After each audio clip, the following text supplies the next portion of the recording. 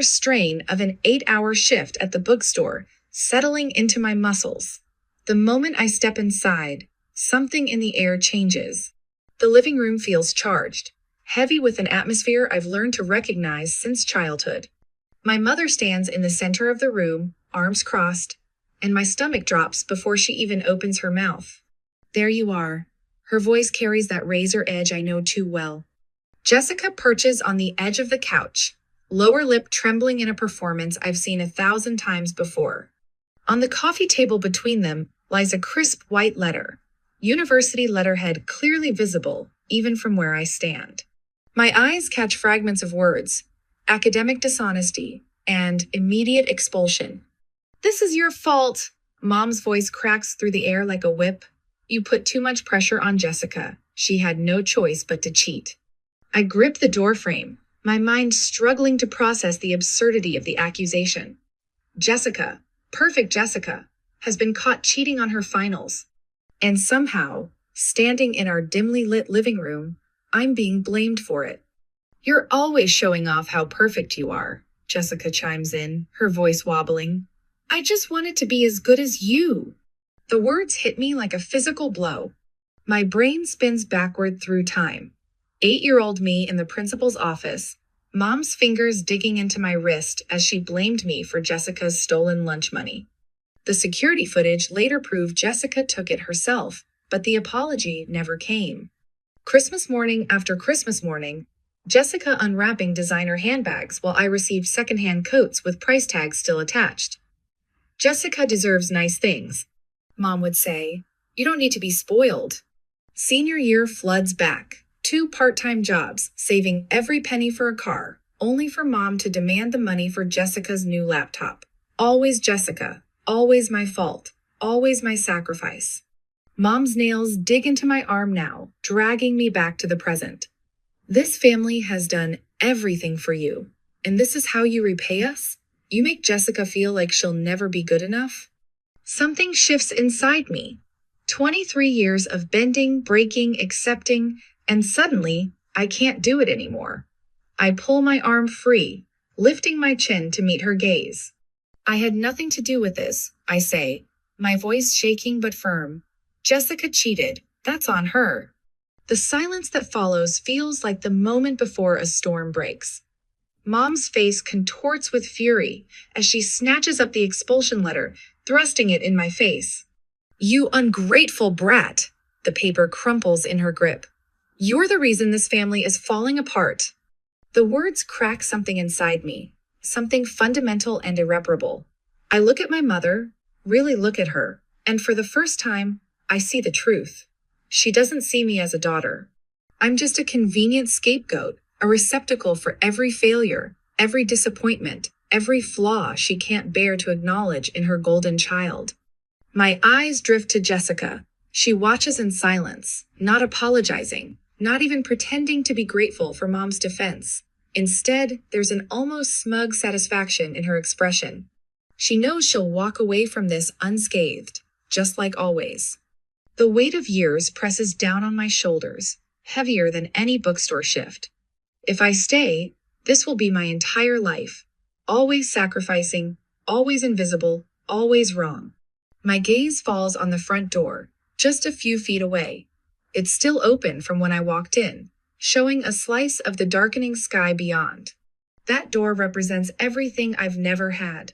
Freedom, uncertainty, the chance to live for myself. "What?" Mom scoffs, following my gaze. "You're leaving? You have nowhere to go. You'll be back in a week, begging for my help."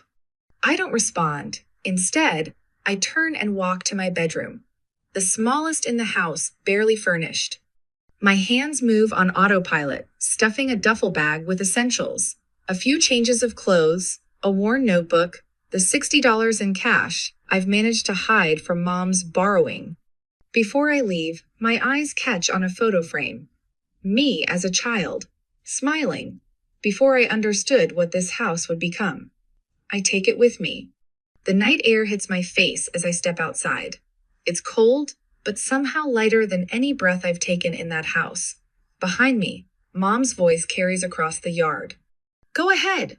Don't come crying to me when the world chews you up. I don't look back. If you were me, would you have left, even if you had nowhere to go? Mom's words chase me down the empty street. Asterisk. You'll come crawling back. You have nothing. No one. Asterisk. The night air wraps around me like a cold sheet, and my fingers clench tighter around the strap of my duffel bag. $60. A change of clothes. A photo I should have left behind. The weight of what I've done crashes over me in waves, each step carrying me further from everything I've ever known. The neighborhood stretches endless and dark ahead of me. Porch lights flicker on one by one, families settling in for dinner, for movie nights, for all the normal things that happen in normal homes. My chest tightens. Where do you go when home stops being home? I walk until my feet ache, until the residential streets give way to commercial districts.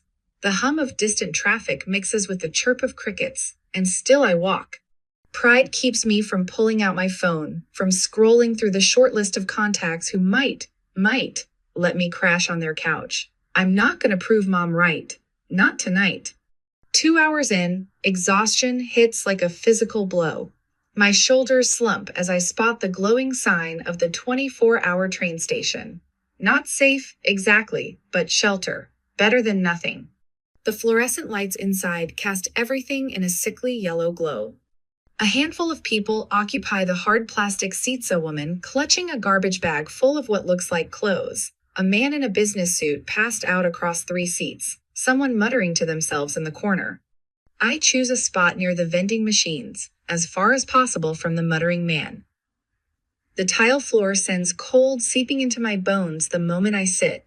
My stomach growls, reminding me I haven't eaten since breakfast, but I keep the $60 tucked deep in my pocket. Who knows when I'll see money again? Sleep proves impossible. Every shuffling footstep jolts me awake. Every announcement over the crackling PA system sends my heart racing. The vending machines hum, an endless drone that sets my teeth on edge. By the time dawn creeps in through the grimy windows, my throat feels like sandpaper, and my head pounds with the kind of exhaustion that makes the world tilt sideways. A new wave of commuters flows in, their fresh clothes and coffee cups a stark reminder of how far I've fallen in just 12 hours. I catch my reflection in a window-wrinkled shirt, tangled hair, the kind of hollow-eyed look I used to see in homeless people, and think, how did they end up there? Asterisk. Now I know. One bad night. One moment of standing up for yourself. One realization that the devil you know is worse than the devil you don't. A single tear slips down my cheek before I can stop it. I swipe it away hard enough to leave my skin stinging. Crying won't help. Nothing will help except getting up, finding work, surviving. I force myself to my feet, muscles protesting after hours on the cold floor. If I don't find a job today, I won't make it through another night like this. The thought should terrify me, but instead, it settles in my chest like steel. I've spent 23 years surviving Margaret Sullivan's house. I'm not about to let the real world break me now. The morning passes in a blur of rejection. Every storefront, every help-wanted sign leads to the same response. We're not hiring. The fast food manager barely glances up from his phone, dismissing me with a wave. By noon, my legs shake with each step, and the gnawing in my stomach has turned to a constant ache. Then I spot Ida's small diner tucked between a laundromat and a pawn shop. The neon sign flickers weakly. Lopez's Home Cooking. Through the window, I watch a woman with steel gray hair tied back in a tight bun directing staff with sharp gestures. The bell chimes as I push open the door. The woman Marianne Lopez, according to her name, tag looks me up and down, taking in my wrinkled clothes and desperate expression. Ever washed dishes before? She asks, no preamble. I can learn. The kitchen air hits like a wall of heat. Grease coats every surface, and the mountain of dishes seems endless. By closing time, my fingers are raw and pruned, my back screaming. But when Marianne hands me $40 in cash, it feels like more than money. It feels like survival.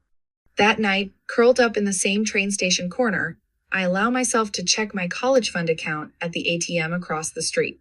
The account I've been saving since I was 14, working every summer job, every holiday shift.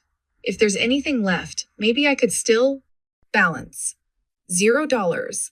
My hands shake as I navigate through the transaction history. Multiple withdrawals, all under Margaret Sullivan's name. Designer clothes, concert tickets, private tutors for Jessica. The screen blurs as tears well up. She didn't just kick me out, she made sure I couldn't leave on my own terms. Made sure I'd have nothing. But something shifts in my chest, something harder than despair. If Margaret Sullivan could steal my future, I'll build a new one. Without her. Without any of them. Need more hours? Marianne asked the next morning, watching me scrub pots with mechanical precision. Yes. My friend owns a coffee shop. She needs help. You want in? I pause, sponge dripping suds onto my shoes. 2 jobs means twice the escape velocity. When can I start? The coffee shop is different customers instead of dishes, lattes instead of grease. My first real paycheck feels like victory, small but mine. Every dollar is a brick in the wall between me and Margaret Sullivan's voice in my head. Then I see it checking my remaining account balance at the end of the month. A transaction made in my name weeks after I left. Margaret Sullivan, still pulling strings, still using my identity like it belongs to her. I should be angry, should report it. But something colder takes root instead. Let her think she's won. Let her keep digging her own grave. One day, when I'm ready, all her fraud will come back to haunt her, and this time, I'll be the one watching her fall. My hands shake as I count out $1 bills on my threadbare mattress. 23, 24, 25. The bills are wrinkled and stained from 12-hour days split between Bean and Brew and Lopez Diner. I stuff them into a worn envelope, already knowing it's not enough for rent. The alarm on my phone blares at 4:15 a.m. Another day, another shift. I drag myself up, muscles screaming from yesterday's double. The mirror shows dark circles under my eyes that no amount of concealer can hide. But pride means nothing when you're one missed paycheck away from sleeping in your car. At Bean and Brew, I've mastered the art of becoming invisible. Head down, movements efficient, voice pleasant but forgettable. Until I'm not. Seriously? A woman in a cream-colored blazer sneers as I fumble her complicated drink order. Why do they even hire people who can't do their job properly? My cheeks burn, but I keep my expression neutral as I remake her drink. Inside, rage bubbles up like scalding milk in the steamer. I want to tell her about my cramping fingers from 8 hours of dishwashing yesterday. About choosing between dinner and bus fare. I said, sugar-free vanilla, she snaps, pushing the drink back across the counter. I remake it again, and again, and again. That night, I collapse onto my bed without bothering to change. The springs dig into my back through the thin mattress, but I'm too exhausted to care. As I turn my head, a familiar scent catches my attention, soft, soothing lavender. My eyes find the source, an old handmade candle tucked in the corner of my duffel bag, one of the few things I grabbed when I left. The scent pulls me back 12 years. Mom's kitchen, but on a rare day when she and Jessica were out. Me, carefully melting wax in an old pot, pouring it into mismatched jars from the recycling bin. The pure satisfaction of creating something beautiful from nothing. I sit up slowly, mind racing. My laptop is already open to my checking account, $212.47. Just enough for supplies. If it doesn't work, my finger hovers over the place order button. In my head, Mom's voice sneers, asterisk. You'll fail. You always do. Asterisk. I click. 3 days later, my tiny apartment fills with the warm scent of melting wax. I measure temperatures obsessively, test fragrances, adjust ratios. Each candle takes shape under my hand-simple mason jars, filled with carefully layered colors and scents that remind me of comfort, of home. Not the home I had, but the one I always wanted. The Etsy shop setup takes hours. I photograph each candle under the harsh fluorescent bathroom light, trying to make them look professional. The descriptions flow easier words about warmth, comfort, peace, things I'm still learning to find. Days pass. No sales. I refresh the page between customers at Bean and Brew during my breaks at the diner. Before falling asleep at night, nothing. The voice in my head that sounds like mom grows louder. What made you think anyone would want this? Asterisk? Thena notification. 1 candle. $12. I stare at the order confirmation until my vision blurs. It's barely enough to cover shipping, but it's something. It's proof. The validation lasts exactly 8 days. Then the reviews start. Poor quality. Arrived broken. Smells like chemicals. Worst purchase ever. Don't waste your money. Amateur hour. Get a real job. My stomach turns to ice as I read the usernames. Margaret's 1962. Jessica Love's 2 Shop. They found me. Later that night, I discover a Reddit thread. Jessica's username is unmistakable, mocking my pathetic little candle shop and reminding everyone that some people should know their place. The rage that fills me isn't hot like before. It's cold, crystalline. For the first time, I see the truth with perfect clarity. They don't just want me to stay down. They want to make sure I never get up. You look like you're plotting murder. I snap my head up from my phone to find Riley, my Bean and Brew coworker, watching me with concern. She's wiping down the counter after closing, her blue hair falling in her face. I'm fine, I say automatically. Yeah, and I'm the Queen of England. Riley leans against the counter. Spill. I hesitate, but something in her expression genuinely concerned rakes through my walls. The whole story spills out. The candles, the reviews, the sabotage. Instead of the pity I expect, Riley's eyes light up. Dude, you need to get on TikTok. Let me help. I'm good at this stuff. Before I can protest, she's pulling out her phone, arranging my sample candles on the clean counter. The light catches the glass, making the colors shimmer.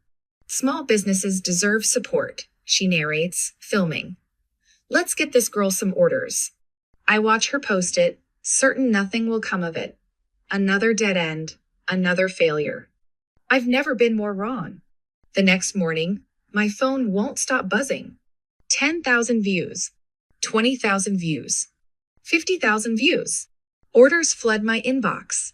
50, 100, 200. Numbers I never dared to dream about. Then, buried in the avalanche of notifications, an email that makes my heart stop. From Brand Partnerships, Lux Aroma. Subject: Partnership, Opportunity. We love your work. Would you be interested in discussing a potential collaboration? Asterisk. My fingers hover over the keyboard as that old, familiar fear creeps in. What if Mom finds out? What if Jessica tries to take this away too? But something has changed. The voice in my head that sounds like Mom isn't the loudest anymore. My voice is. I click reply. The scent of lavender and sage fills my tiny home studio as I pour another batch of candles. My hands move with practiced precision, measuring and mixing while order notifications ping on my phone. 300 units to ship by Friday. 2 wholesale accounts pending approval. 1 brand collaboration meeting next week. I pause, letting the familiar piece of creation wash over me. Just 6 months ago, I was slinging lattes at Bean and Brew, my fingers perpetually sticky with caramel syrup. Now my hands smell of essential oils and success. Today's my last day. I had told my manager, handing over my apron. She'd hugged me tight, whispering, "Go get him," in my ear. That moment felt like stepping off a cliff, terrifying and exhilarating all at once. But my online orders had finally overtaken my cafe wages. It was time. Celine? Riley pokes her head through the studio doorway, waving her phone. You might want to see this. My stomach tightens at her tone. She hands me her phone, open to a local news article. The headline hits like a punch to the gut. Local family faces foreclosure after years of financial mismanagement. There's my childhood home in the grainy photo, the peeling yellow paint even more obvious in newsprint. The article mentions Margaret Sullivan by name, my mother, and details how she's 3 months behind on mortgage payments. My eyes catch on a quote from a neighbor. It's sad to see. That house used to be so well maintained, but ever since her older daughter left. I hand the phone back to Riley, my hands steady. I need to finish these orders. There's more. Riley's voice softens. Jessica dropped out, failed most of her classes last semester. The loans came due and she trails off, watching me carefully. I turn back to my work table, checking the temperature of my wax. Not my problem. But that night, as I'm packaging the last orders, my phone buzzes. Unknown number, but I recognize the area code. Home. My mother's voice crackles through the speaker before I can decline. Celine, honey. The familiar manipulation oozes through her words, but something's different. A tremor. Uncertainty. I miss you. Family should stick together. Your sister is struggling. We all are. We need you. I let the silence stretch, feeling the weight of 2 decades of guilt and obligation press against my chest. But it doesn't crush me anymore. I end the call without speaking. The texts from Jessica start flowing immediately. I know I was a bad sister. I was just jealous. You were always so much better than me. Please, Celine, I have nowhere else to go. I block both numbers and return to my work. The wax melts, the orders ship. My business grows. 3 days later, Riley bursts into the studio again. It's gone viral. She shows me a social media post from Mrs. Chen, our old next-door neighbor, the one who used to slip me extra cookies when I helped her with her garden, the one who saw everything. I watched that girl get blamed for things she didn't do her whole life, the post reads.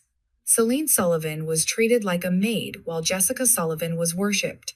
Now that Celine has a successful business, suddenly they miss her? Where was that love when she was working 3 jobs to survive? The comment section explodes with support. Old classmates emerge with their own stories.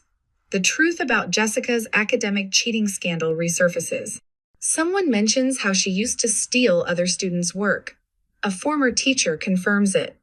I watch it all unfold with a strange detachment. The empire of lies my mother built around her golden child crumbles. Post by post, share by share, Jessica's name becomes toxic in professional circles. No one will hire her now. The next time my mother calls, she uses Jessica's phone to bypass the block. Her voice shakes. No superiority, no arrogance, just raw desperation. Please, she whispers, we have nothing left.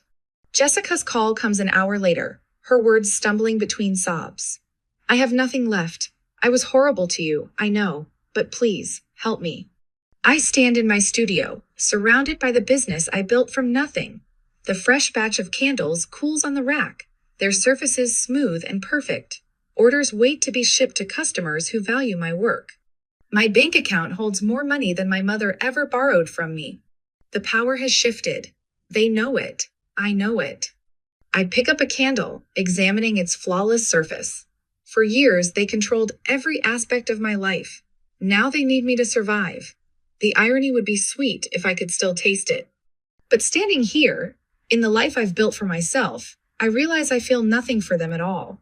No anger, no satisfaction, no love. The bell above my shop door chimes. I look up to see 2 familiar figures step inside, my mother and Jessica, shadows of their former selves. Their designer clothes are gone, replaced by worn department store clearance. The makeup can't hide their exhaustion. My mother's eyes dart around the studio, calculating the value of everything she sees. Even now, she's looking for something to take. Celine, baby?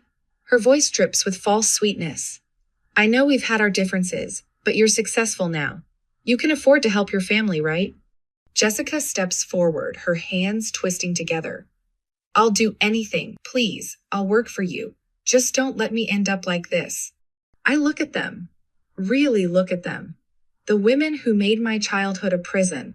The mother who stole my future to fund her favorite daughter's failures. The sister who watched me break and smiled. They wait for my response. Desperate hope painted across their faces. They expect the old Celine, the one who would sacrifice everything to earn a scrap of their approval. But that Celine is gone. In her place stands a woman who built herself from the ashes they left behind. The candle in my hands has cooled completely now. I set it aside with the others, ready for shipping to someone who will appreciate its worth. No, I say simply, and turn back to my work. The clicking of my heels against polished marble echoes through the lobby as I approach my office. Through the glass walls, I spot them before they see me, Mom and Jessica, looking small and displaced among the sleek furniture and modern art pieces I've carefully selected. The expensive furnishings reflect the life they never imagined I'd have. Abstract paintings worth more than our old house, ergonomic chairs that cost more than Jessica's last semester of college, floor-to-ceiling windows overlooking a city that finally belongs to me. Jessica perches on the edge of a leather chair, her designer clothes from better days now wrinkled and worn. Her hollow cheeks and bitten nails tell a story of sleepless nights and mounting debts. Mom stands rigid beside her, hands clasped in a pose I recognize from countless parent-teacher conference-ish concerned mother act. My stomach doesn't drop anymore when I see them. That's new. Celine, sweetheart. Mom's voice breaks as she spots me, tears welling up right on cue. Her hands tremble as she reaches toward me, a masterful performance of motherly remorse. We've made mistakes, I see that now, but we're still family. I let the silence stretch, watching as Jessica's fingers twist in her lap. She looks thinner now, her once perfect makeup slightly smudged, the designer bag at her feet a knockoff of last season's style. The golden child tarnished at last. Family helps each other, right? Jessica's voice wavers, but I catch the familiar manipulative undertone. She leans forward, desperation crackling beneath her practiced vulnerability. After everything, you wouldn't just abandon us, would you? The irony almost makes me laugh. Instead, I cross my arms, tilt my head, and ask the question that's been burning in my throat for years. Oh, but when I needed help, where were you? Mom flinches, as if I'd slapped her. Good. When I worked 2 jobs and still had to give Jessica my savings, where were you? Each word drops like ice into the pristine quiet of my lobby. When I had nowhere to sleep but a train station, where were you? When you stole my college fund? When you laughed as I struggled, where were you? We didn't know, Mom stammers, her performance cracking. The perfectly curated tears dry up as reality sets in. We thought you'd be fine on your own. A cold smile curves my lips. Well, you were right. I was fine. I am fine. And I did it without you. Jessica's face crumples, reality finally piercing her bubble of privilege. No education after the cheating scandal, no career prospects, no safety net. The golden child finally facing consequences. The truth of her situation reflects in the windows surrounding us is nothing now, and she knows it. I was a kid, Jessica's voice cracks. I didn't know any better. And now you're an adult, facing the consequences of your actions. I meet her gaze steadily. Welcome to the real world, Jessica. I reach into my desk drawer, pull out 2 bus tickets. They're one-way tickets back to our old town, the place Mom swore she'd never return to, where the streets are too narrow and the dreams too small. I lay them on the glass coffee table with precise movements. I won't leave you with nothing. Here's a way home. Take it or leave it. Jessica snatches up one ticket, rips it in half. Her hands shake with the same entitled rage that once made me feel so small. You think this is funny? You think you're better than us? No, Jessica. I straighten my blazer, smooth imaginary wrinkles. I know I'm better than you. Mom stares at the torn pieces of paper scattered across my pristine floor. She doesn't argue anymore, doesn't plead. She knows this is over. The city hums beyond my windows, a rhythm of success she'll never be part of. I take one last look at them, the mother who never saw me, the sister who never earned her crown. Years ago, their judgment could shatter me. Now, they look small, insignificant.